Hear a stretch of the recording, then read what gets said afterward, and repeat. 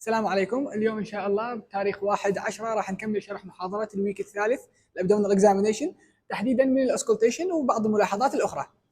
في البدايه بالاسكولتيشن احنا هسه اخذنا البركشن البالبيشن اخذنا كلهم، بيوصلنا الاسكولتيشن. الاسكولتيشن بدايه نكون تقسمه الى شغلتين اساسيات تريد تسمعهن. اول وحده هي البروي او الهم، اللي هي يعني اصوات البلاد بالارتريز والفين. البروي هو تربلنس فلو بالارتري، الهم هو تربلنس فلو بالفين. كذلك تريد تسمع ايضا الباول ساوند، وهو الاهم، يعني هو احنا قاعد تفحص الجي اي تي، في اهم شيء تسمع الباول ساوند. بالنسبه للباول ساوند كنت تعرف يعني تقريبا 4 شغلات خلينا نقول عليه: وين تسمعه، وش وقت تسمعه، يعني ايش قد تطول تسمعه، شنو النورمال وشنو الاب نورمال، مع بعض الملاحظات الاضافيه غير هذين الاربعه. بدايه وين تسمع الباول ساوند؟ الباول ساوند يجيك واحد يقول لك اسمعه بالرايت لور كوادرنت. زين، رايت لور كوادرنت هنا، وحط السماعه واي مكان واسمعه عادي. يجيك واحد لا شويه يخصص لك اكثر، يقول لك بالرايت اليك فوسه، يعني استخدم لك التقسيم ابو التسع مربعات، بالرايت اليك فوسه. زين، هم عادي. يجيك واحد يقول لك لا والله اريد بعد اكثر دقه اصير، يقول لك حط السماعه على المكبرني بوينت. شنو هي المكبرني بوينت؟ انه اني اجر خط ما بين هاي الانتيريور سوبيريور اليك سباين وهاي الامبلايكس، اجر خط وهمي بيناتهن، اقسمها الى ثلاث، هاي الثلث هنا هو المكبرني بوينت. واضح بالكاميرا؟ حلو. فيقول لك حط السماعه على المكبرني بوينت. ليش المكبرني بوينت؟ لان هي منطقه الاليوسيكال فالف، واللي هو تقريبا اضيق نقطه بهذا الجي اي تي تراكت، وبالتالي لما راح يصير عندي البيرستولتيك ويف وتدفع الاكل والغاز والفلويد عن طريق هذا الاليوسيكال فالف، راح يتولد عندي صوت، وهو هذا اللي اريد اسمعه. فهسه انت تريد رايت لور كوادرانت، رايت اليك فوسا، مكبرني بوينت عادي. محاضرتنا ايش قايلين؟ فيرست هيرد ان رايت اليك فوسا، قاعد يقول لك بالرايت اليك فوسا، مو مشكله، اللي هي التقسيم ابو التسعه معتمد عليه. زين، ايش قد تطول تسمع؟ او هو خلينا نقول شنو النورمال باول ساوند؟ النورمال باول ساوند هسه هو هنا بكل بساطه قال لك نورمال 2 3 بير مينت، كل شيء ما موضح. فنستعين بماكلود على مود يوضح لنا شنو هو النورمال باول ساوند. فهنا ماكلود يقول لك يابا انه النورمال باول ساوند زين are gargling noise from the normal peristaltic activity of the gut. They normally occur every 5 to 10 seconds but the frequency varies. تتغير الفريكونسي مالتها. يقول لك يعني هو مثل صوت الهيتش الغرغره او صوت ما اعرف، يعني هو من اسمه جرجرنج ساوند، يعني مبين فتيجي صوت غريب، يعني صوت اكل قاعد يتحرك عن طريق اليوسيكال فالف. زين، وهذا الصوت راح يجيك كل 5 الى 10 ثواني. زين، نورمالي، بس تتغير هاي الفريكونسي ايضا تبعا لاحداث هسه راح نشوفها شنو هي.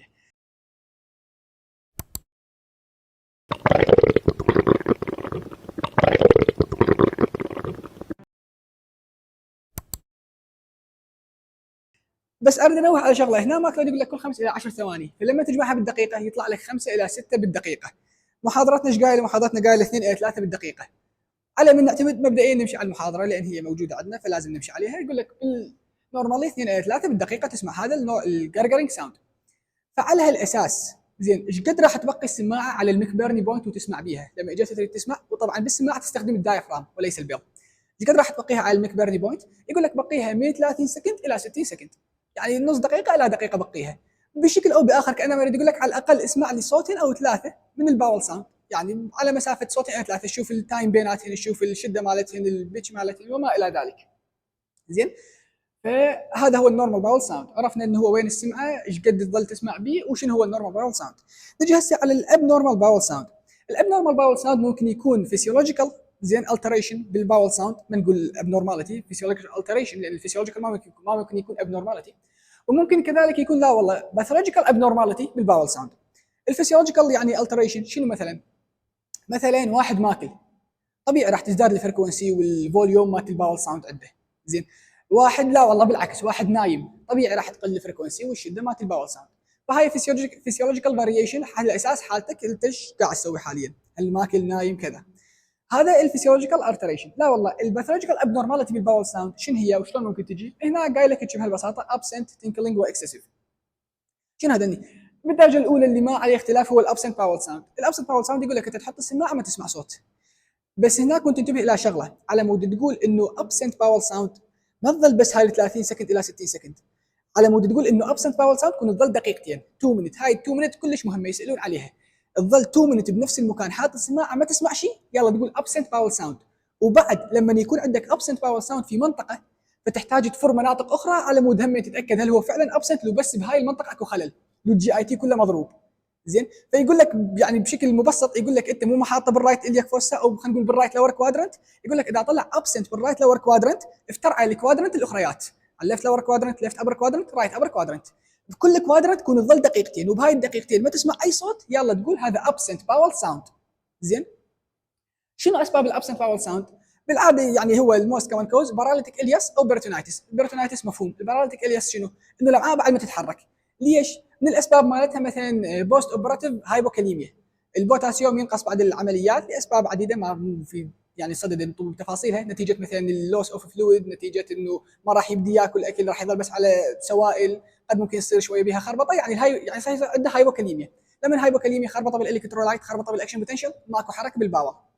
لا والله ايضا بوست اوبراتيف، بس شنو نتيجه التخدير بالعمليات اللي ياخذ بها تخدير عام المريض، تلقى دائما انه الباول موفمنت مالته بعد العمليه تكون شويه قليله، العادي انه تكون قليله بس المو عادي انه تختفي كليا. زين ابسنت باول ساوند. زين، فهاي الابسنت باول ساوند عرفناها. النوع الثاني من الابنورماليتي التنكلينج والاكسسيف. هذا شنو التنكلينج والاكسسيف؟ تقريبا نفس الشيء لكن اكو فرق بسيط. يقول لك هذا ان بكلاهما راح يزداد عندنا الفريكونسي والفوليوم، يعني اللاودنس مالت الصوت والفريكونسي مالت الباور ساوند راح تزداد. بس بالتنكلينج يقول لك يكون ميتاليك ساوند، صوت هيك شديد وميتاليك ساوند. تسوي شنو يعني شلون توصف ميتاليك ساوند ما اعرف، بس هي من اسمها حاولوا تفهموها. ميتاليك ساوند صوت هيك شديد. زين احطه بالمونتاج ان شاء الله اذا حصلنا.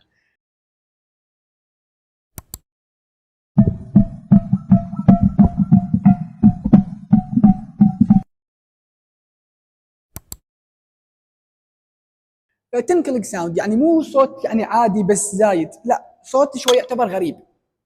ليش يابا؟ شنو الفرق بين هذا وهذا؟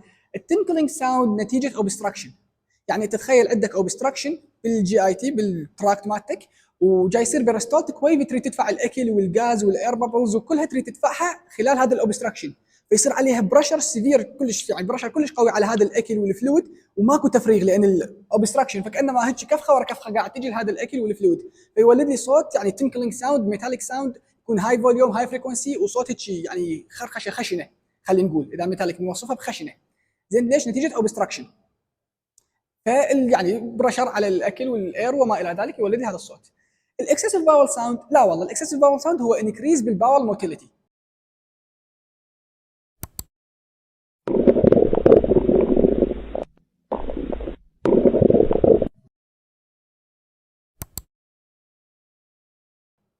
هسه ليش؟ ممكن يعني الدياري، اذا واحد عنده دياري راح تسمع عنده اكسسيف باول ساوند. اذا واحد عنده مثلا انفلاميشن، جاسترو انترايتس، التهاب بالبطانه مالت الجي اي تي، راح يصير عندك اكسسيف باول ساوند. لا والله، السبب الفسيولوجيكالي اللي ذكرناه قبل شويه لما التماكل كذلك راح تعتبر اكسسيف باول ساوند او هايبر اكتيفيتي يعني بالجي اي تي كله. زين، فهذني هن الباول ساوند. عرفنا هو شنو الباول ساوند، وين السمعه النورمال مالته، وين السمعه وايش قد تظل تسمع به. عرفنا الابنورماليتي مالته ابسنت، تنكلينج، اكسسيف. زين، خلينا نشوف هسه ماكلويد ايش قايل شويه على الباول ساوند. هذا هنا الباول ساوند، يقول لك هاي الابسنس اوف باول ساوند سمبلي باراليتيك الياس، زين، او بيرتونايتس، هاي ذكرناها. بعد طبعا ماكلويد ما ذاكر الاكسسيف، ذاكر بس التنكلينج، فيقول لك intestinal obstruction bowel sound occur with increased frequency and volume and have a high pitched tinkling quality. طبعا هاي نقطة أيضا مهمة نسيت أذكرها، التنكلينج ساوند يكون هاي بيتش ساوند. لا والله الاكسسيف أو الهايبر موتيليتي لا والله البيتش مالته نورمال مو عالية. بعد شغلة أخرى أيضا إنه الاكسسيف باول ساوند شنو اللي يكون به؟ يكون خلينا نقول الفريكونسي مالته كونتينيوس. ليش؟ لأن هي هايبر موتيليتي بنسق معين برذم معين، فيكون كونتينيوس هاير فريكونسي. التنكلينج ساوند لا والله، يكون انترميتنت متقطع. ليش؟ لأنه هو اوبستراكشن، فتجيني دفعه قويه من البرستولسز ماكو نتيجه تسكت، ورا شويه يحس انه صار اكو اكيوميليشن بالفلويد، يطي بعد دفعه اخرى ماكو نتيجه، فتصير انترميتنت، مو مثل هايبر موتيليتي او الانكريز بالباول اكتيفيتي، تكون فريكونسي كونتينيوس، يعني هاي فريكونسي كونتينيوس. طبعا هسه كل هالتفاصيل انا ذكرتها على التنكلينج والاكسسيف باول ساوند، هل هي مطلوبه؟ امانه الله ما ادري، بس انا حاولت اغطي اكثر قدر من التفاصيل. زين، بعد شو يقول لك؟ يقول لك انه اسوي فد حركه معينه للباول ساوند، زين، اللي هي يسميها السكشن سبلاش. شنو السكشن سبلاش؟ الزم المريض واخذه، الزمه من هنا من الانتيريور سوبر الكسباين يمنى يسرى، المريض نايم، زين، واقعد اخذ به. وش اسوي؟ احط اذني هيك مو بسماعه، احط اذني على بطنه واحاول اسمع. شنو اللي المفروض اسمعه؟ كانما صوت مي قاعد اخذه ببطل متروس على النص. زين، هو حتى موصفها يقول لك انه لايك ا هالف فيلد ووتر بوتل being shaken، كانما بطل متروس مي على النص وقاعد تخضه، تسمع صوت هيك خرخشه. زين، فهاي سكشن سبلاش. طبعا لازم اشرح المريض واوضح له واقول له راح اسوي لك هيك وهيك على مود شوي ياخذ احتياطاته. زين النورمال مالت السكشن سبلاش انه اني في غضون 4 ساعات بعد الوجبه طبيعي اسمع سكشن سبلاش. زين بس اذا اكثر من 4 ساعات بعد الوجبه وسمعت صوت نتيجه السكشن سبلاش يعني هذا عنده ديليد جاستريك امتينج. زين فور اكزامبل شنو الاسباب مال ديليد جاستريك امتينج؟ مثلا بايلوريك ستينوسيس. زين لان اني بايلوريك يعني مالت المعده البايلوريك سفنكتر يعني متضيق ستينوسيس فالاكل ما جاي يعبر فجاي يظل موجود بالمعده فحتى ورا 5 أو 6 أو 7 ساعات اجي اخذ المريض راح اسمع صوت هاي الخرخشه مال وجود الاكل بالمعده. لا والله اذا طبيعي بغضون 4 ساعات بعد ما اسمع هذا السكشن سبلاش. زين هذا اول شغله اللي هي قلنا الباول ساوند. ثاني شغله اللي هي شنو؟ البروي. البروي يقول لك انه اني يعني قلنا البروي هو التربلنس فلو بالارتري والهم هو التربلنس فلو بالفين. ف يعني تقريبا شكو ارتري ممكن تحط عليه السماعه بمنطقه الابدومن يقول لك حطها عليها ومع اختلاف يعني اكو اللي يطبقوهن كلهن اكو اللي يطبقون نصهن. فيقول لك احطها على الايورتا احطها على الرينال ارتريز احطها على الالياك احطها على الفيمورال احطها على الليفر احطها على السبلين. دني تقريبا اغلب الاماكن اللي تحط بيهن. اذا تدور وترود تبحث وتشوف تطبيق تلقى دائما ما لا يزيد عن مكانين او 3 بس اللي يحطون بيها واثنين او 3 يطيحن. احنا لا والله بمنزلتنا حاطين كلهن ما نطيح ولا وحده. زين شنو اللي ادوره مثلا اذا ايورتا زين فوق الامبليكس احط السماعه ايضا بالدايفرام فوق الامبليكس احطها واسمع للايورتا شو مثلا شنو يا اما زين ايورتيك ستينوسيس زين او ايورتيك انيوريزم راح ايضا تولد لي بعض التربلنس بالفلو. رينال ارتري ستينوسيس زين ايضا احطه على الرينال ارتري او ادور على الرينال ارتري ستينوسيس شو يقول لك 2 inches above the umbilicus and lateral to the midline اصعد 2 inches اروح lateral to the midline رينال ارتريز. بعد زين الالياك ها طبعا ايش قال لك رينال ارتري اقدر احطها على الرينال انجل بوستيريورلي. شنو هي الرينال انجل؟ هي نفسها الكوستو فيرتبرال انجل واللي هي وين موجوده؟ ما بين الضلع ال 12 الرب 12 وما بين السباين. اكو هنا انجل هي تقريبا مكان الكدني يمثل هناك. فيقول لك انا اقدر احط السماعه بوستيريورلي هناك لكن احنا نطبقها انتيريورلي باعتبار هو المريض نايم على ظهره واطبقهم كلهم فرد مره. بعد يقول لك الياك اند فيمورال ارتري. الالياك جاست بلو ذا امبليكس راح يصير عندي بايفوركيشن الى كمان الياك ارتري فانزل شويه جوا الامبليكس روح يمين روح يسرى راح تسمع الالياك. الفيمورال ارتريز نعرف مكانه ميد انجوينال بوينت بالانجوينال ليجمنت ميد انجوينال بوينت بين البيوبك سيمفيسيس والانتيريور سوبيريور الياك سباين. الليفر زين اسمع سواء بروي او سواء هم باختصار اي مشكله بالليفر راح تولد لي خربطه يعني مثلا عندي هيباتوميجالي راح يبدا يضغط على الارتري والفين فيولد لي بروي ويولد لي هم. مثلا اذا عندي بورتال هايبرتنشن راح يصير كونجستشن بالفين راح يولد لي هم. السبلين نفس كذلك السبلين اذا صاير بي سبلين ميجالي راح اسمع سبلينك هم. زين اذا صاير بي فتخلي ايضا بالبورتال هايبرتنشن راح يرجع بلاد على السبلينك فين يرجع على السبلين ايضا يخرب لي البلاد فلو مالته. فدني باختصار انت تدور الارتريات تحط عليها ما سمع شيء وهو المطلوب الحمد لله. لا والله سمعت اي خربطه اقول اكو هنا بروي هم هسه مو كلش مهمه هاي الفقره بروي له هم. زين فهذا هو الاوسكولتيشن ان شاء الله ما نسينا اي فقره. والله خلينا نشوف هنا هذني التنكلينج والهايه. اي هاي التنكلينج والهايبر اكتيفيتي ذكرنا سببهن وذكرنا انه هذا النورمال بيتش هذا كونتينيوس وكذا. النقطه الاخيره ايضا يعني هيك نسيت اذكرها اللي هي الكلينيكال ارجنسي. التنكلينج ساوند يعتبر امرجنسي لازم يعني اتلاحق الوضع. لا والله مو تنكلينج الاكسسيف ساوند يعتبر مودريت امرجنسي يعني مو كلش سيفير. فهسه ورا ما خلصنا الشرح النظري راح نطبق عملي. زين هسه راح نسوي الاوسكولتيشن. زين نلبس السماعه ونستخدم الدايفرام نتاكد انه هو على الدايفرام محطوط. نجي اول شيء نبدي على الباول ساوند وين نحطها على المكبرني بوينت تقريبا هذا انتيريور سوبيريور اليك سباين وهاي الامبلايكس انا هنا الثلث هذا تقريبا هنا احط السماعه. ايش قد قلنا انتظر 30 ثانيه الى 60 ثانيه هسه احنا ما راح ننتظرها كلها نفترض انه سمعنا نورمال باول ساوند اذا اب نورمال عرفنا التفاصيل مالتها. زين ثم وراها وين نروح قلنا ندور على البروي. البروي قلنا هسه هاي الامبلايكس فوقها نسمع الايورتا نحط هنا نسمع الايورتا. جيد الصوت جيد نعم الله يعني ماكو صوت بالاصل المفروض ما تسمع شيء. زين تدنا شويه يمنى هذا لا والله هي يسمع ليفت رينال ارتري ترجع هنا شويه هيك يمنى رايت رينال ارتري. جيد ندور على ستينوسيس اي مشكله ممكن تصير اثيروسكلروسيس. زين ارجع انزل وين هاي الامبليكس انزل جواها واروح هيك يمنى ويسرى على مود منه الكمان اليك ارتري هذا الليفت كمان اليك ارتري وهذا الرايت كمان اليك ارتري. انزل بعد وين على الفيمال ارتري هاي انت تسوي اكسباين وهاي بيبوك سيمفيسيس هنا تقريبا بالنص طبعا هو المريض نعرف لازم نسوي له اكسبوجر احط هنا السماعه اوكي فيمورال ارتري ارجع احط هنا السماعه اوكي فيمورال ارتري طبيعي.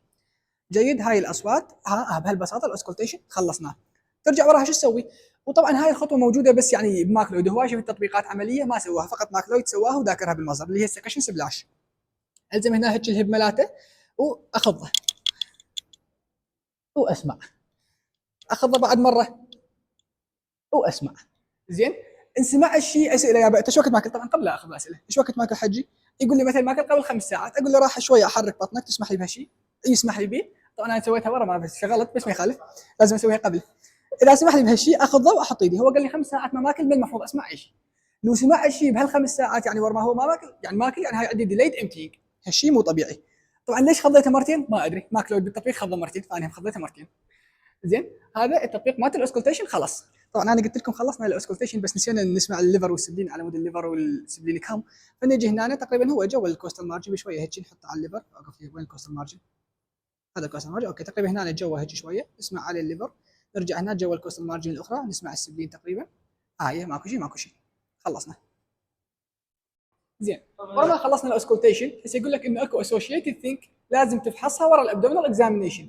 7 شغلات، مو تخلص الابدومينال اكزامينيشن، انسبكشن، بالبيشن، بيركشن، اوسكولتيشن، ثم اكو 7 شغلات لازم ايضا تفحصها وتنتبه لها. شو هذول ال7 شغلات؟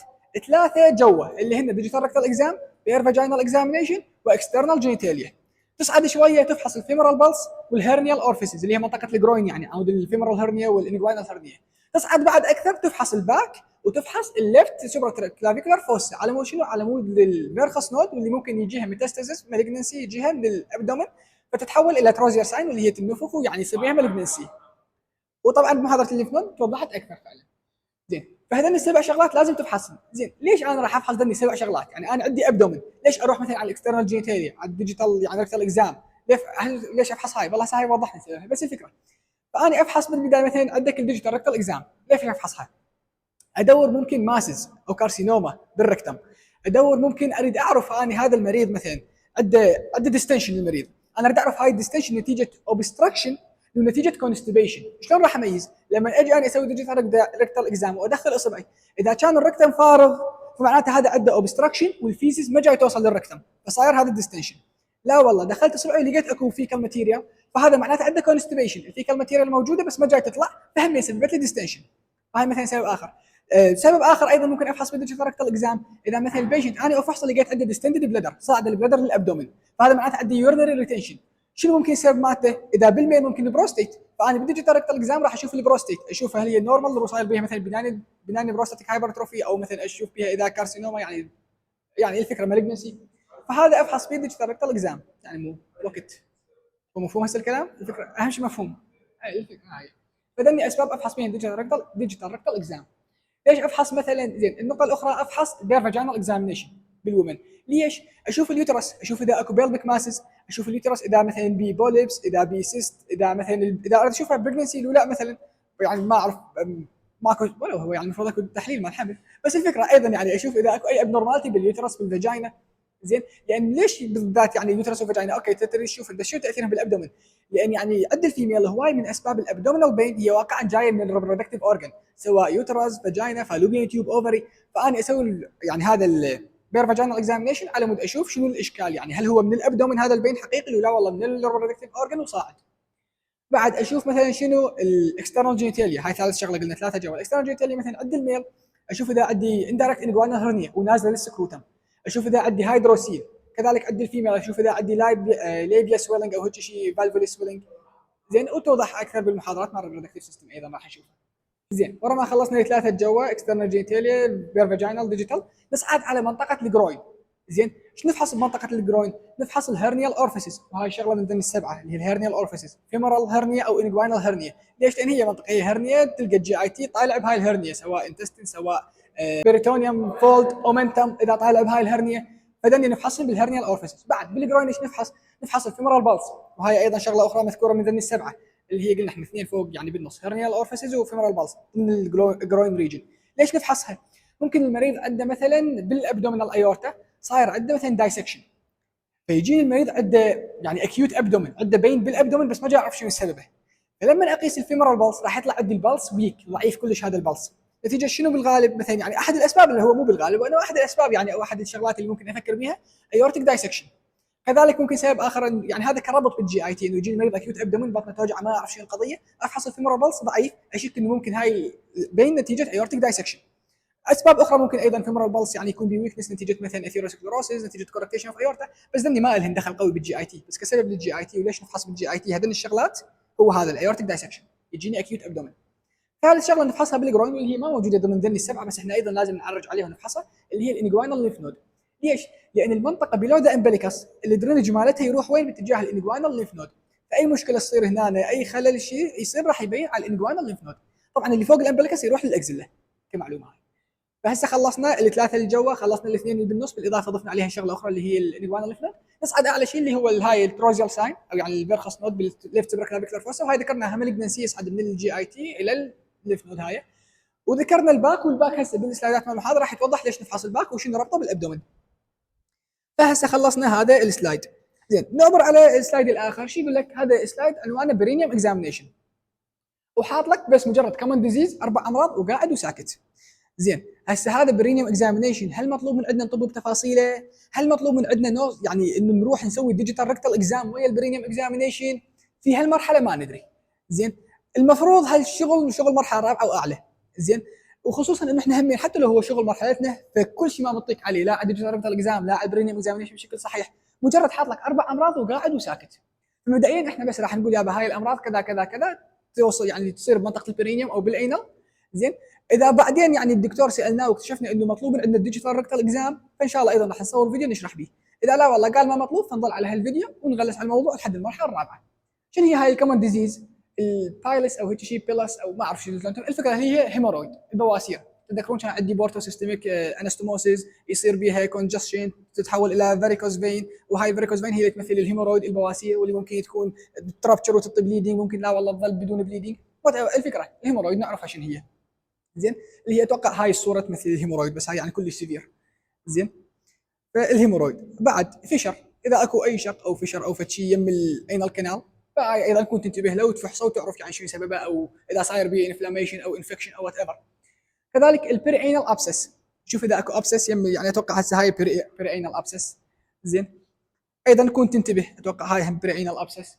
زين الفكره كنت تنتبه لهذني ايضا تعرف شنو سببها ومن اجتي. اخر شغله اللي هي اف اي اي، اللي هي فيستشلا ان اينو. شنو هاي فيستشلا ان اينو؟ تلقى هيك يصير عندي واضحه بالكاميرا. زين تلقى هاي الانال كانال، وهاي اكو عندك فيستشلا من داخل الانال كانال الى الاكسترنال يعني انفايرمنت، تلقى هيك مسار. او هاي صوره اخرى ايضا. زين من داخل الانال كانال الى الاكسترنال انفايرمنت، تلقى هاي فيستشلا ان اينو عنوانها. ايضا ها يصير مو اوبننج جديد بقد ما هي مجرد هيك راح يكون يعني مثل الدرينج هيك اللي برا، اي كونكشن بالضبط بين الاوتسايد وبين الداخل الانال كانال، عدا عن الانال اورفيس الطبيعيه. زين هاي ما ادري والله، قلت لكم ما تعمقت بتفاصيل هاي الامراض وشنو، بس مجرد انه هي اوبزرفيشن برينيوم اكزامينشن، بس لاحظها فيستشل ان اينو برينال ابسس وها وتقعد وتسكت. لان هل مطلوب عندنا تفاصيل لهيك شغلات؟ ما ادري امانه الله. نتاكد من الدكتور، واذا احتاجينا تفاصيل او طلعت مطلوبه فنضيفها على الاقل على الملزمه. زين السلايد اللي بعده اللي هي الباك. احنا قلنا اكو اسوشيتد ريليفنت ثينك كنت تفحصها، من ضمنها الباك. شنو اللي تدور عليه بالباك؟ تدور على سكارز باللون او باللمبر نتيجه عمليات مال هرنيا او غيرها وات ايفر. زين ندور على سكارز، واذا هو يعني خلينا نقول مسببات للسكار يعني او احتياجات للسكارز والعمليات، ما اتوقع مطلوبه منا تفاصيلها جدا، على انه احنا شرحناها ايضا بالجزء الاول من الانسبكشن. كذلك الهرنيا تدور على اللمبر اريا، تشوف اذا اكو هرنيا او لا. تشوف اذا اكو بيت سور، تعرفون المريض عاده اذا خصوصا اللي يوصلوا لمرحله بعد ما يتحركون بها مثلا الشلل او رجليهم، بعد ما تقدر تساعدهم يحركون ويظلون نايمين. ليش دائما نقول انه قلبوهم حركوهم؟ لان اذا يضل على نفس الجهه دائما اكو نايم على هالجهه، دائما فريكشن اكو بهالجهه، راح يتحول الى بيت سور والسريشن والدنيا تحترق. شوف هسه هذا المريض خطير صاير عنده. زين بعد شو يقول لك؟ نفحص اللمب. اذا اكو عندي مثل هاي اللمب، طبعا هسه هاي اللمب شنو هاي؟ اصلها من الباك، بس من قد ما كبرانه وصايره كبيره طالعه حتى من قدام من الابدومن مبينه. زين فتفحص اللمب. وطبعا اسباب هاي اللمبات هم شرحناها بمحاضره الانسبكشن. الساكرال اديمه، زين تدور على الساكرال اديمه. ليش يا الساكرال اديمه يعتبر تعرفون انه هي ديبندنت اريا هي والليج.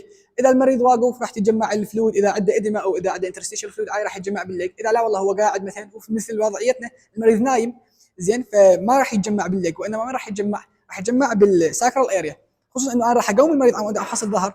زين فالمريض راح يكون رجليه عدله ما يتجمع بها فلويد، بالمقابل مالت الترانك واقف، فراح ينزل كل الفلويد الى الساكرال اريا. فاني افحص الساكرال يعني كانما المريض هيك راح يكون مبين هيك.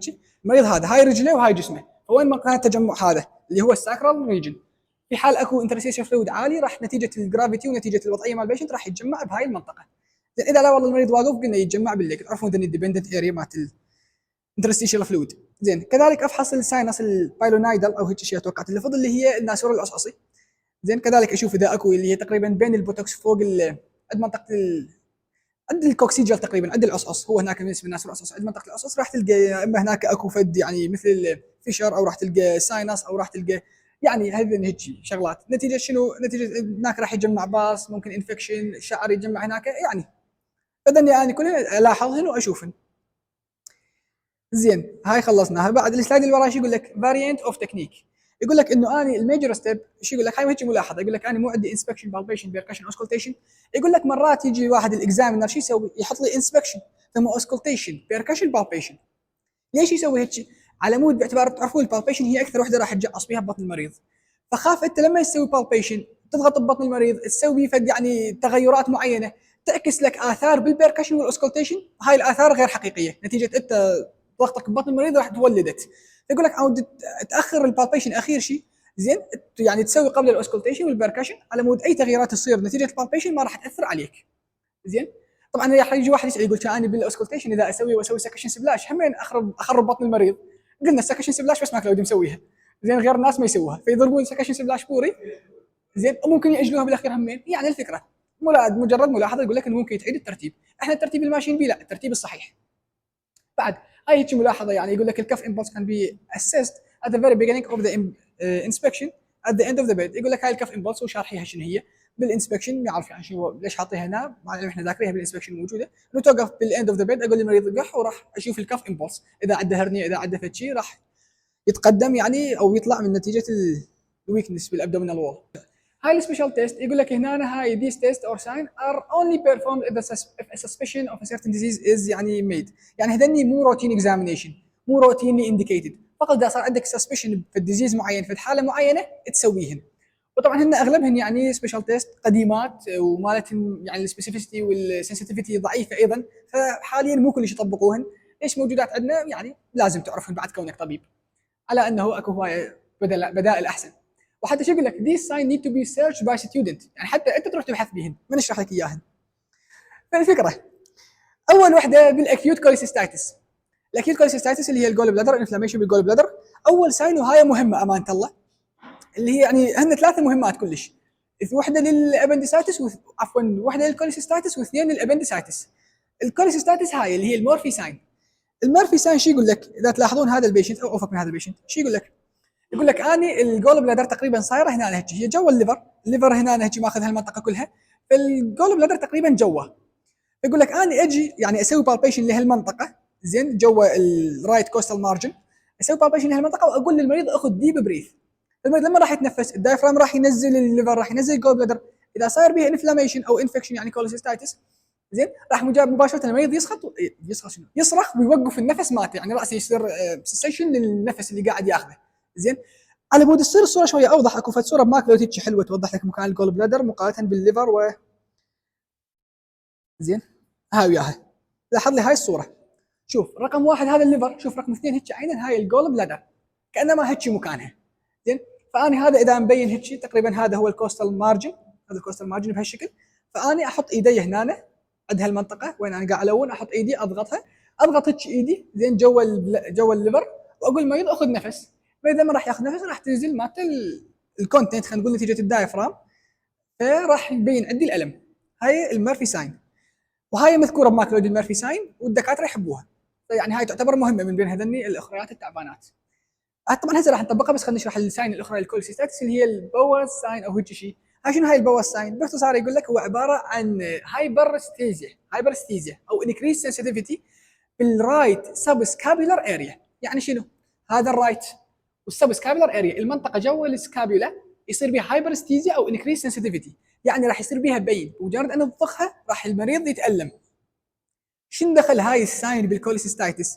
ريفيرد بين، زين انه اني النيرف اللي تغذي الكوليسيستايت يعني اللي تغذي الجول بلادر طالعه من الروتات تي 7 الى تي 9، فهاي الروتات نفسها تعطي سنسيشن، تعطي سنسوري نيرف الى هاي المنطقه.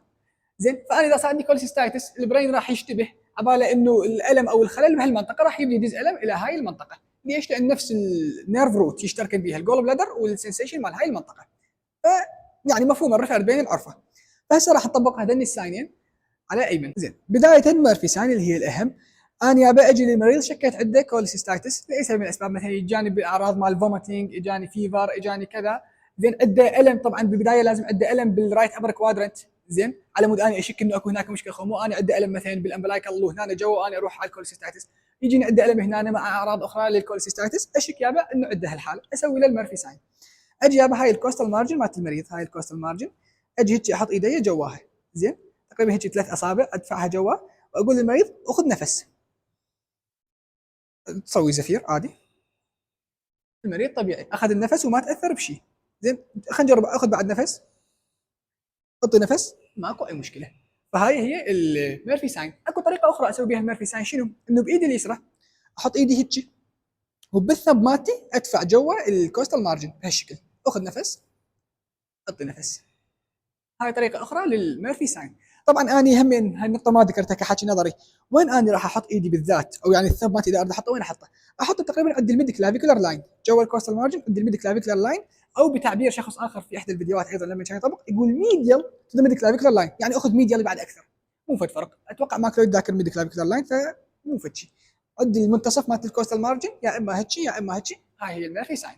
زين قوم ايمن خلينا نسوي لك البواس ساين، افتر هيك، نزل رجلك من هالجهه، المريض قاعد هيك، انا اجي من وراه، هاي هو الرايت سكابيولا، زين انا جوا الرايت سكابيولا مجرد هيك اضغط او اتحسس او احرك هيك بهالشكل، على مود اذا اكو بين يعني احفز السيد ذا بين او بروفوك ذا بين. عندك مشكله جاي تحس بالم حجي؟ ماكو شيء، ها هي الساين نيجاتيف، خلصنا. زين عرفنا هسه الساين مالت الكوليسيستايتس، نروح على ساينات اخرى علما للتستيكولار تورجن، نروح على ساينات التستيكولار تورجن. يا هي الساين اللي هي البيرن ساين او هيك اسمها تقريبا. هاي البيرن ساين شو تقول لك؟ تقول لك انا عندي شنو حالتين ممكن يسوون لي يعني اشتباه، ممكن يسوون لي الم بمنطقه يعني بالتستيكل او بالسكروتم. شنو هذين الحالتين؟ اول وحده تعرفون احنا هسه اخذنا الريبرودكتيف سيستم ونعرف انه اكو الابيديديمس، ممكن هذه يصير بي انفلاميشن اللي هي ابيديديمايتس. زين فالابيديديمايتس راح تولد لي بين بالتستيكل او بالسكروتم بشكل عام، هاي حاله، والحاله الاخرى اللي هي الاكثر امرجنسي من عندها واللي هي اكثر خطرا اللي هي التستيكولار تورجن. لاحظوا لي هذا السبيرماتيك كورد، ولاحظوا لي لما يصير تستيكولار تورجن شلون صار، مثل السبرينج. زين مبين بالشاشه؟ مبين بالشاشه، حلو. فهاي التستيكولار تورجن والابيديديمايتس، انا اريد اميز بيناتهم. ليش؟ الابيديديمايتس شويه حاله يعني عاديه انفلاميشن بسيط، التستيكولار تورجن امرجنسي، توب امرجنسي، كلش خطره. فايش اسوي؟ بكل بساطه اني اجي للسكروتم مالت البيشنت، المريض طبعا يسوي له اكسبوجر، اجي للسكروتم مالته وارفعه. اذا البين شوي ريليفد فهاي ابيديديمايتس، اذا لا والله البين زاد لما رفعت السكروتم فهاي تستيكولار تورجن. زين وطبعا بشكل ملاحظه اخرى انه هاي تستيكولار تورجن او البيرن ساين لما اسويها هي ما بها هذيك الدقه العاليه جدا، تعطيني انديكيشن بسيطه على وجود التستيكولار تورجن من عدمه، ولكن على مود يعني اكون مور ديفينيتيف واحسن قراره بشكل اوضح احتاج الى دوبلر الترا ساوند، هو هذا اللي راح يحدد لي فعلا اكو تستيكولار تورجن او لا. وفي حال ماكو دوبلر الترا ساوند وما عرفت هل هاي تستيكولار تورجن او ابيديدمايتس، توصل مرحله انه اسوي جراحه. انا بعدني ما اعرف ايش عنده، بس من قد ما التستيكولار تورجن حاله امرجنسي واخاف منها، اروح اسوي له جراحه واشوف هل هي تستيكولار تورجن او لا. ولكن هاي في حال ما عندك دوبلر الترا ساوند وما عرفت هاي البيرن ساين وكل شيء ما عندك، سوي جراحه وشوف شنو السالفه. وطبعا شرحناها بتفاصيل اكثر البيرن ساين بمحاضره الهرني ان سكروتم، ان شاء الله تشوفوها بوقتها. زين ورا ما خلصنا الساينات مالت الاكيوت كوليسيستايتس والتستيكولار تورجن، وعرفنا شو الميرفي ساين، البواس ساين، البيرن ساين، نروح هسه على الاكيوت بايلونيفرايتس اللي هو الالتهاب بالكدني، يعني انفلاميشن بالكدني. ايش قايل لك هنا؟ قايل لك انه يابا اكو فشي اسمه ميرفي ساين. وين ما تسال، وين ما تبحث، وين ما تكتب ميرفي ساين يطلع لك الميرفي ساين مالت الكوليسيستايتس، ماكو فشي اسمه ميرفي ساين للبايلونيفرايتس. لكن لما شويه تتماطل ويا الذكاء الاصطناعي تقول له يابا درهم لي اياها، يقول لك اكو فشي اسمه ميرفي بانش ساين. اللي هو شنو هذا الميرفي بانش ساين؟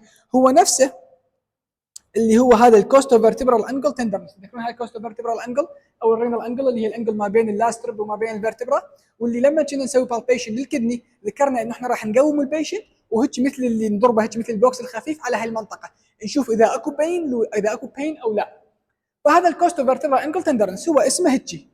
اكو بعض الناس يسموه ميرفي بانش ساين، فهنا هاي الميرفي ساين يعني هو الفتشي الوحيد اللي قدرت احصله انه هو هذا نفسه الكوستو فيرتبرال انجل تندرنس، بس هو فعلا نفسه ولا لا ما ادري بعد. الفكره بايلونيفرايتس المريض عنده التهاب بالكدني يصعد، يعني وين راح يبين؟ راح يبين هنا. فانا شو اسوي؟ يعني ورا ما اخذ من عنده مثلا هيستوري كامل، اشوف شنو الاعراض اللي عنده، اسوي له اكزامينيشن. زين اشوف انه بعد ما اعرف شنو الاعراض اللي ممكن نحصلها بالبايلونيفرايتس، ما اتذكر باليورينري ايش اخذنا، بس الفكره اجي يعني اخر شيء اسوي هاي الساين او يعني هيك كنوع من التاكيد اكثر. فقعد المريض واجي على الكوستوفرتبرال انجل تندرنس وهيك اضربها ضربه بسيطه مثل البوكسي هيك اضربها. زين فقلنا بهاي الميرفي ساين نضرب هيك المريض الميرفي بنش ساين او الكوستوفرتبرال انجل، نضرب المريض بوكسي خفيف على الكوستوفرتبرال انجل او الانجل تندرنس تقريبا يعني هسه هيك مثل هاي الصوره احط ايدي واضرب او مباشره اضرب. الفكره هاي حتى يعني هو هيك صوره ما اقول انه هاي كوستوفرتبرال انجل تندرنس هي often a sign of kidney stone or pyelonephritis. زين فالفكره اضرب المريض اذا صار عنده بين، اذا هاي الضربه بروفوك سيفير بين فهذا بالغالب يعني ساين على بايلونفرايتس. اذا لا والله ما صار شيء فمعناته الكدني ما بيها شيء. المريض مالتنا كان نايم بوضعيه الابدومينال اكزامينشن طبيعيه، اجي انا اسوي هاي الكوستوفرتبرال انجل تندرنس، اقول المريض تقدر تقعد بلا زحمه، المريض راح يقوم هيك يقعد، اجي انا على الكوستوفرتبرال انجل من ورا اللي هي الزاويه ما بين اللاست ريب تقريبا وما بين السباين او الفرتبرا تقريبا هنا. أنا هسه هاي جاي احس فيها هنا هيك، هاي اكو فراغ، هاي فوقها اكو عظام تقريبا هنا. اجي انا هيك خفيف واضرب هيك. عندك الم حجي؟ ماكو. عندك الم؟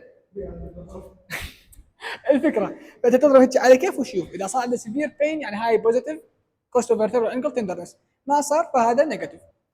فهاي خلصنا المفري ساين. رجعنا زين خلصنا هسه البايلونفرايتس وشفنا الساين مالتها، نروح على الاكيوت ابندسايتس. الاكيوت ابندسايتس فيها اكثر ساينات، شوفوا كلش هوايه، مو كلهن يعني دقيقات واغلبهن لا والله اصلا مو دقيقات ابد، بس اذا تجمعن يعني راح تجي تلقى تجميع ما راح تلقى واحد بيهن بس. فهاي يعني تعطيك انديكيشن قوي على الابندسايتس. فاول واحد يقول لك رايت اليك فوسا تندرنس، هذا شنو؟ هذا باختصار انت اثناء البالبيشن انت مو عندك سوبرفيشال بالبيشن هيك تضغط على كيف بس تتحسس، اللي هو بالغالب تدور بيه على مشاكل بالابدومينال وول مو مشاكل بالانترا ابدومينال يعني اورجن.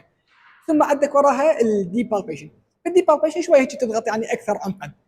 فتتذكرون احنا شرحنا انه بالبالبيشن شو يسوي؟ تفتر على 9 ريجن.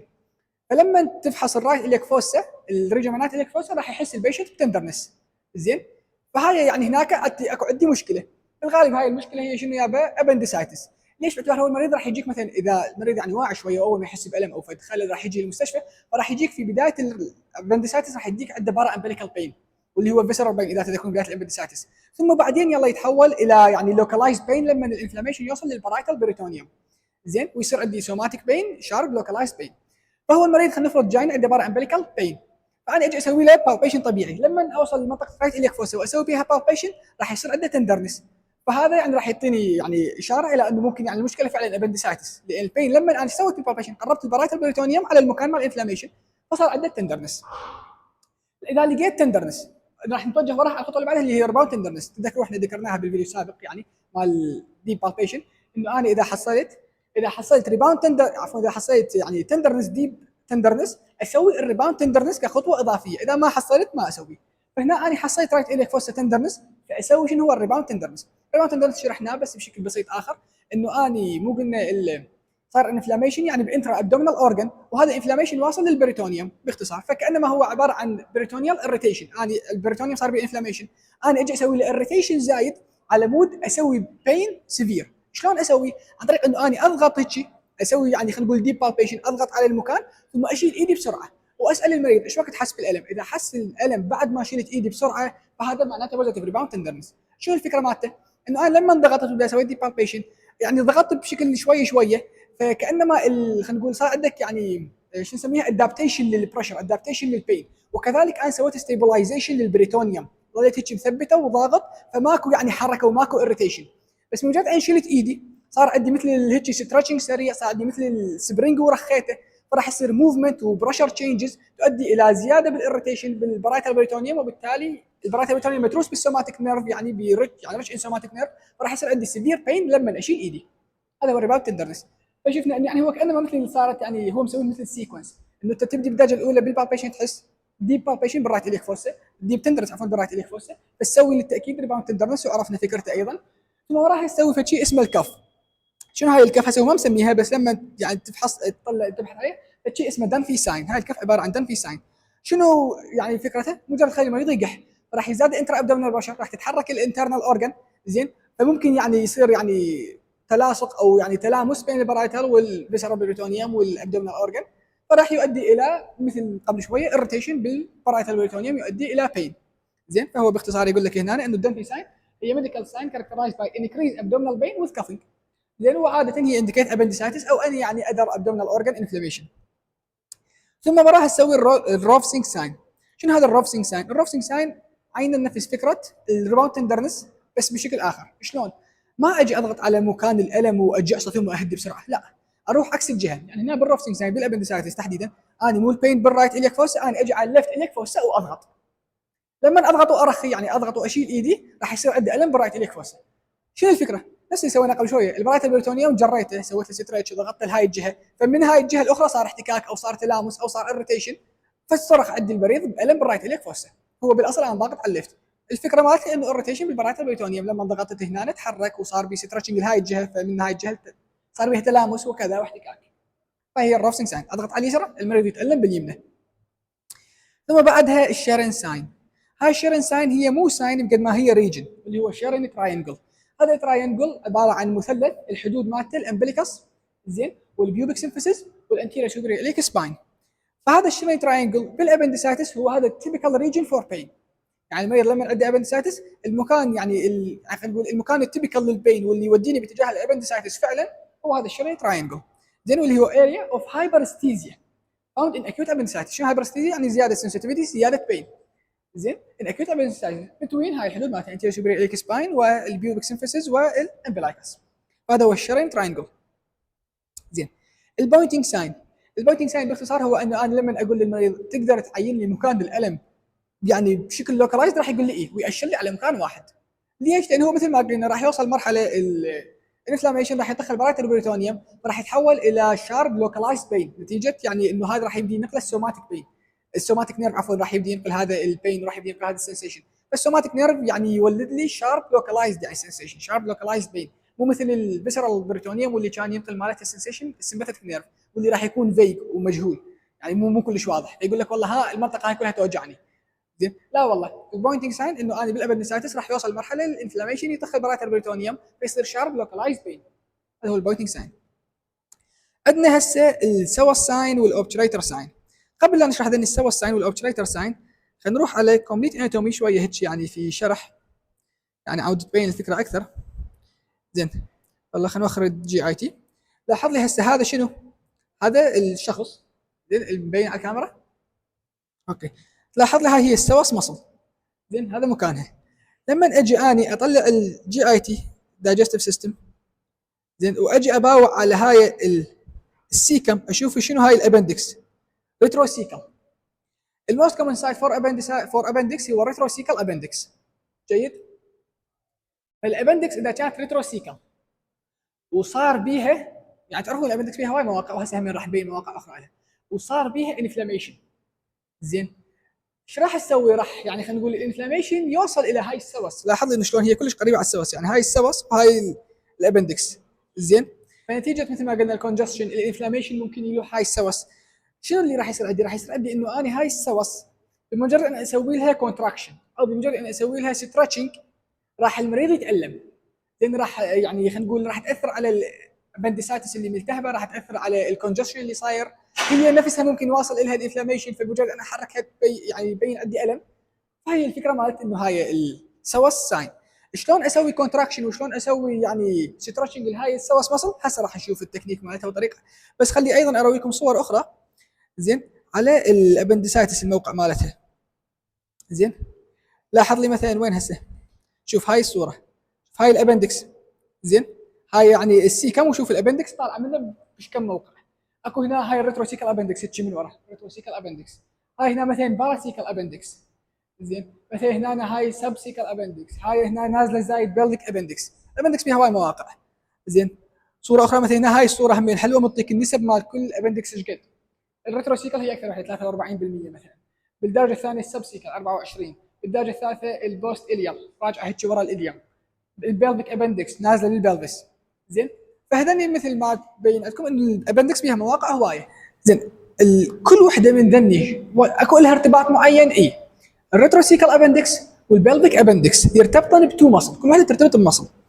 الريتروسيكال ابندكس راح ترتبط بالسوس مصل. هسه لاحظوا لي هذا الرجال هاي سوس مصل. لما اجي هسه بالدايجستيف سيستم اضيفه اباوع هاي الابندكس هنا شوفوا ريتروسيكال ابندكس عينا فوق شنو؟ فوق السوس ميجر، فوق السوس مصل. زين الاوبتريتر انترنس وين صايره؟ اوبتريتر انترنس صايره هنا انا هاي وياها. هسه انت تشوف الجي اي تي، يعني هسه الاوبجكت انترنس تشوف الجي اي تي وين ايش بعداته، زين كلش بعيد. زين انت راح تقول لي شلون الابندكس توصل لهنا وترتبط بهاي المصل؟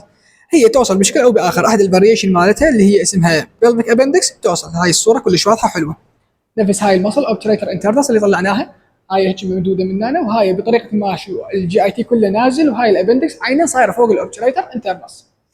فعرفنا انه الابندكس فيها اكثر من موقع فاريشن.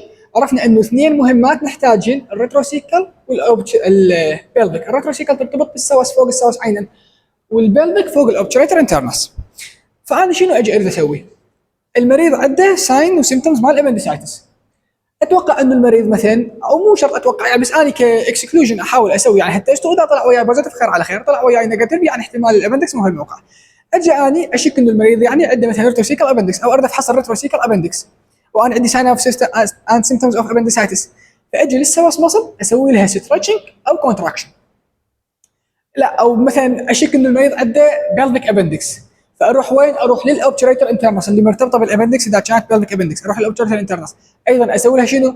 ستريتشنج، احركها.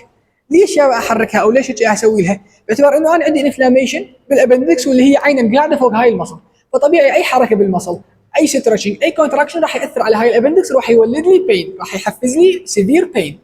زين، فهي الفكره من السوس ساين والاوبتريتر ساين، انه اني بالريتروسيكل ابندكس تكون على السوس عينين، فاجي احرك السوس واشوف صار بين اذا ابندسايتس والبيشنت عنده ريتروسيكل ابندكس. ما صار شيء، يعني البيشنت احتمال انه ما عنده ريتروسيكل ابندكس، ممكن في موقع اخر الابندكس، ما استبعد الابندسايتس اذا كانت عنده ساين اند سيمتوم، ما استبعده مباشره، وانما اقول انه احتمال في موقع اخر. اروح مثلا على موقع اخر اشك يعني بيلفيك ابندكس، فاسوي له اوبتريتر انترنس، ايضا احركها. اذا صار عندي بين فاقول هذا عنده ابندسايتس، والابندكس مالته اوبتريتر، يعني عفوا البيلفيك ابندكس قاعده فوق الاوبتريتر انترنس. ما صار عنده بين اقول احتمال موقع اخر الابندكس. فهي ساينات احاول القف بيها. شلون اسوي ذني الساينات؟ هذا ما فهمنا الفكره مالت السوس والاوبتريتر. السوس ساين شلون اسويها؟ اجي للبيشنت، زين، يا اما شو اسوي له؟ عندي طريقتين اسوي بها السوس ساين، واحده منهن اسوي له يعني فليكشن اجينست ريزيستنس. المريض نايم، اقول له يا بسوي فليكشن بيور رايت ليج، زين، وهذا الفليكشن يكون اجينست ريزيستنس، احط ايدي امنع مالته الفليكشن. فلما انا راح امنع مالته الفليكشن، يعني هو قاعد يسوي فليكشن، قاعد يسوي كونتراكشن بالمصل، وانا فوقها حاط عليها ريزيستنس، فراح يصير يعني كونتراكشن قوي بالسوس. فاذا عندي ريتروسيكل ابندكس قاعد عليها راح يصرخ البيشنت ويصير عنده سيفير بين. هاي احدى الطرق. الطريقه الاخرى، لا والله اسوي بها ستريتشنج للسوس ميجر، السوس مصل. شلون؟ انيم المريض على صفحته اليسرى، طبعا هسه راح نطبقها ويصير واضحات. انيم المريض على صفحته اليسرى، زين، والزم مالته الثاي يعني الرجل، وارجعها. الحركه تكون على مستوى الثاي مو على مستوى الني. ارجع الثاي، احاول احافظ على استقامه رجله، واسند ظهره من وراء على مود ما يفر روحه كله كامله، لا فقط الثاي يتحرك، يعني فقط الهيب جوينت راح احركه. فلما احركه هيك انا جاي اسوي ستريتشنج السوس مصل، فراح ايضا كذلك احفز البين اذا عدى البيشنت ريتروسيكل ابندكس. اكو يعني فاريشن في هذين التستات، اكو هواي فاريشن، ولكن هذني الموست كمان. يعني مثلا اللي هي فليكشن اجينست ريزيستنس، اكو شخص شو يسويها؟ يعني دكتور دونوفان مو اي دكتور دونوفان شو يسويها هاي الفليكشن اجينست ريزيستنس؟ لا والله ما يسوي فليكشن اجينست ريزيستنس، وانما يسوي باسيف فليكشن. اني اجي المريض وارفع رجله هوايه، اسوي كونتراكشن ايضا بالمصل هاي. لكن مثلا في ماكلويد ذاكر الفليكشن اجينست ريزيستنس، فاعوذكم من ذاك الفاريشن، خلونا بالفليكشن اجينست ريزيستنس. موضوع انه اني ارجع الرجل للبيشنت، اكو اللي يقول لك يعني الزم الرجل الليج والثاي على مود تحافظ على استقامه واحده وترجعها، ماكو داعي تحط ايدك ورا ظهر المريض. اكو اللي يقول لك لا، حط ايدك ورا ظهر المريض ورجع من الثاي. فاريشن. الفكره الاساسيه انه اني اسوي ستريتشنج او اسوي كونتراكشن. الميجر المين ويز او المين مانوفر المعتمدات فليكشن اجينست ريزيستنس، وارجع المصل. فطبعا قبل لا نسوي السوا الساين يعني نراجع ذني الاكيوت ابندسايتس الساينات مالتها. اكو واحده تحتاج مثلا عندنا بالله هاي التندرنس وهاي البالبيشن، طبيعي يدي بالبيشن يعني ما بيشيل مشروح. الريباوند تندرنس اضغط هيك واشيل يدي بسرعه واضغط واسال على بين. الكاف اقول للبيشنت يقح. الروفسنج زاين اجي اضغط من الجهه اليسرى، والمفروض يصير عنده الم بالجهه اليمنى، يعني ما بيه شيء تطبيقها. الشارين تراينجل هو مثلث ماكو مشكله، بس اقول له عندك الم في هالتراينجل بالذات. البوينتنج جابت تقدر تاشر على مكان الالم، راح يقول لي مثلا هنا بالذات عند المكبرني بوينت مثلا، لان كل هاي الساينات تطبيقها ما بشيء، اللي هو التطبيق الحقيقي للسوس والاوبتريتر. فرجع لنا شويه الكاميرا او تبين عدل السوس.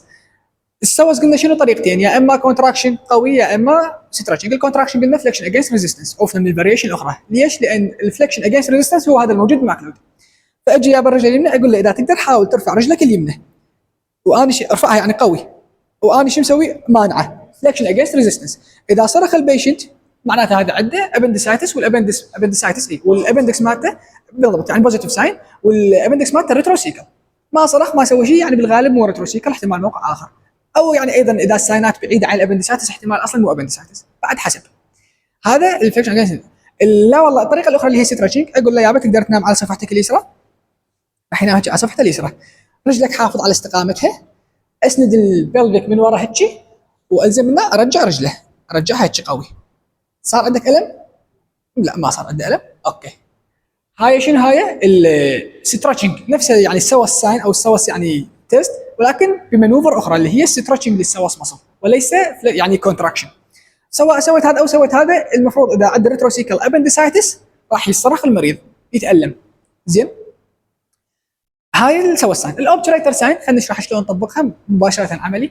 اوبتريتر شفنا مكانها اوبتريتر انترنس، فعلى مود شويه تحركها، يعني مو مثلا بس فليكشن يعني اكستنشن او وات، لا شويه حركتها مميزه. انه اني شنو اقول للمريض؟ ارفع رجليك هيك، اسوي له فليكشن بالهب والني درجه 90، واسوي له انترنال روتيشن بهالشكل. عندك الم؟ ما عنده الم، اوكي. فهاي معناته انه ما يعني الابندكس مالته مو بيلبك ابندكس ولا نايم على الاوبتريتر. هسه يبقى بيها ابندسايتس او لا، ذاك يعني بحث اخر حسب الساين والسيمتومز الاخريات اللي عندي. هذا التست نفسه هسه اللي انا سويته، رفعت هيك وفريت، بي فاريشن، ايضا بي فاريشن. اقدر يعني نفس التست اسوي بس المريض نايم على صفحته اليسرى، نايم على صفحتك اليسرى. خلينا نمثل هذا الفاريشن قدام طلاب. شو اسوي؟ انا احتاجيت اسوي فليكشن 90 ديجري، فاسوي هيك فليكشن 90 ديجري، ثم اسوي هيك. زين، هاي ايضا فليكشن 90 ديجري للهب وللني وانترنال روتيشن. اذا صار عنده الم بوزيتيف، صار عنده ما صار عنده الم نيجاتيف. يا هو اللي تبي تسويه براحتك، ولكن في ملزمتنا اذا نرجع هسه، بس رجع الكاميرا، اذا نشوف هاي الصوره المريض نايم على ظهره ومسوي لك الاوبتريتر ساين، فاحنا نمشي بهاي المانوفر. بالنسبه للسوس فمثل ما قلنا فليكشن اجينست ريزيستنس هي المذكوره بماكلويد، وهاي ستريتشنج هي ايضا الموجوده بملزمتنا. فهذا الساينات نعتمدهن بهالشكل، بالشكل اللي شرحته، وليس الفاريشن الاخريات. اوكي، نجي هسه وين؟ على اخير شغله اللي هي الهيميبرتونيوم، لان كلهن عرفناها هنا والساينات مثلا. اخر شيء الهيميبرتونيوم. الهيميبرتونيوم حاط لك عليه كير ساين على دانفورد ساين. طب احنا قبل لا نشرح هذا خلينا نبدا من البدايه. شنو الهيميبرتونيوم؟ بلد داخل البريتونيوم. شنو سببه؟ هوايه، اي تروما ممكن يسبب لي انترنال بليدنج، بيرفوريتد فيسكاس انترنال بليدنج، اي شيء يعني اي دمج او اي انسلت للانترنال اورجن راح تسبب لي انترنال بليدنج وبالتالي بلد بالبريتونيوم. هذا هو معنى الهيميبرتونيوم. الكير ساين والدانفورد ساين شنو اللي يريدن؟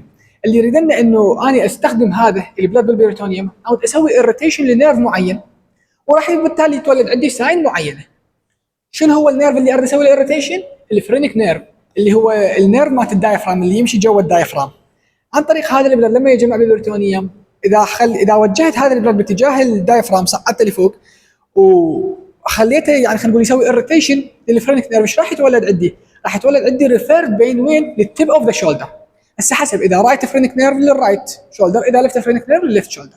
زين، فشلون اني راح اسوي هيك؟ شلون راح اوجه الدم باتجاه الفرينك نيرف او اسوي الاريتيشن؟ اول واحد كير ساين هي يعني هذا في التست او كذا، يعني هو اصلي بالبدايه انه اني الكير ساين يجي المريض ما عنده شيء واني احفز له الالم، بروفوك ذا بين. زين، القى عنده هيدن بين او بين متقطع او مان بين عنده، اني ابينه، اظهر هذا البين. الدانفر ساين هو علامه تاكيديه للكير ساين. جيد؟ شلون ذني؟ كير ساين بالدرجه الاولى يجيني المريض، مثلا خلينا نفرض هالسيناريو كامل او تصير واضحه عندكم. يجيني المريض يقول لي يابا اني مرات لما انام على ساعه اقعد من النوم كتفي يوجعني. زين، اقول له يابا مثلا اخذ منه هيستوري كذا، اسمع بالهيستوري انه هو مثلا قبل يوم او مثلا الصبح، او لا قبل يوم، خليها ليش شلون الصبح ما نايم بعده، قبل يوم مثلا واقع ومضروب ببطنه، او منطخ مثلا بهجه، مثلا عند السبلين، جهه السبلين، ومثلا يعني صاير عنده انترنال بليدنج، اتوقع صاير عنده سبلينيك رابتشر، فصاير عنده انترنال بليدنج. فلما ينام يرجع هذا البلاد على الفرينك نيرف، يسوي لي شولدر بين، يقعد المريض ما يدري شنو القضيه، يجيني عنده الم بالشولدر، انا من اخذ هيستوري اعرف انه هو ممكن عنده انترنال بليدنج. فشنو يابا؟ ارجع اعيد نفس السيناريو اللي المريض قاعد يمر به، انوم المريض، لان يا اما انومه عدل، وهاي يعني عادي اقدر انومه عدل، او اقدر يابا احفز هالشيء اكثر عن طريق الترندلنبرغ بوزيشن. هاي هي الترندلنبرغ بوزيشن. ترندلنبرغ بوزيشن اللي هي هاي السديه كلها اقلبها بحيث المريض هيك يصير نايم. زين. فعلى مود شنو؟ في حال صدق اكو انترنال بليدنج واكو بلاد داخل البريتونيوم راح ارجع على الدايفرام على الفرينك نيرف. فاقدر اسوي هاي الترندلنبرغ بوزيشن. اقدر بديل الترندلنبرغ بوزيشن اذا سدي ما تسمح اقدر مجرد ارفع رجليه نفس الشيء راح يصير، او اقدر لا والله اوقفه مجرد نايم. زين. ولكن يعني هذني تاكيديات اكثر، والا هو مجرد نايم كافيه، بس اسويهن كتاكيد. لما سويتهن ورجع البلد وانا انتظرت دقيقه دقيقتين فعلا راح المريض ورا شويه يقول لي بلش عندي الالم بالشولدر. فهذا شو اقول عليه؟ بوزيتيف كير ساين. بديت عنده الم يعني بروفو اني حفزت هذا الالم. زين. فيعني كانما خلينا نقول اكدت الانترنال بليدنج، وانه هذا الشولدر بين هو نتيجه ريفيرد بين، نتيجه اريتيشن للفرنك نيرف. يجي هنا دور منه؟ يجي هنا دور الدانفورث ساين. اجي هذا الدانفورث ساين، مو المريض هيك حطيته وطلع لي بوزيتيف كير ساين، فش اقول للمريض؟ مجرد اخذ ديب بريث، اخذ نفس عميق. المريض راح ياخذ نفس عميق، راح ينزل الدايفرام زياده فوق البلد اللي اصلا متجمع على الدايفرام، فراح يزداد البين. زين. فاذا كانما الكير ساين هي علامه اكشف بيها البين او القى بيها البين، الدانفورث ساين هي علامه ازود بيها اللي اوريدي بريزنتد بين، يعني اوريدي بين موجود وازوده بالدانفورث ساين. هاي عن طريق شنو؟ انو المريض فيرجع البلد على الدايفرام او اسوي له ترندلنبرغ بوزيشن.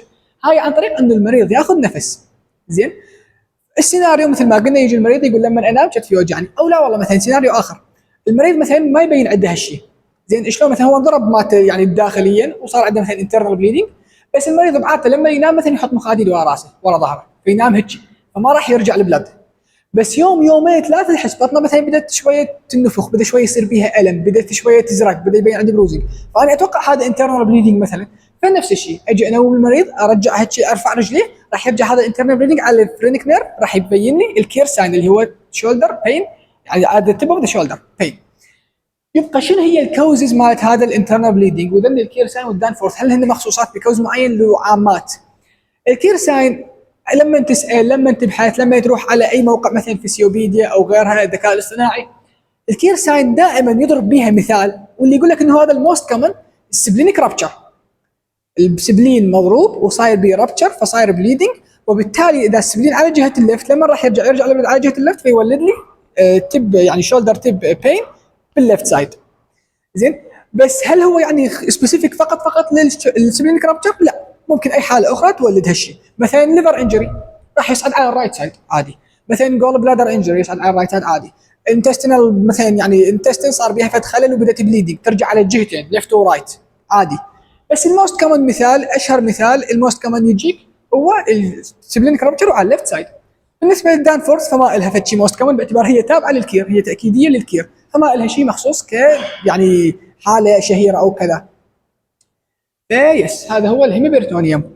وهنا نقدر نقول الحمد لله خلصنا محاضره الويك 3 الابدومينال اكزامينيشن على خير، ان شاء الله راح تستفادون منها. نعتذر خاف طولنا عليكم بس حاولنا نغطي كل التفاصيل، وشكرا.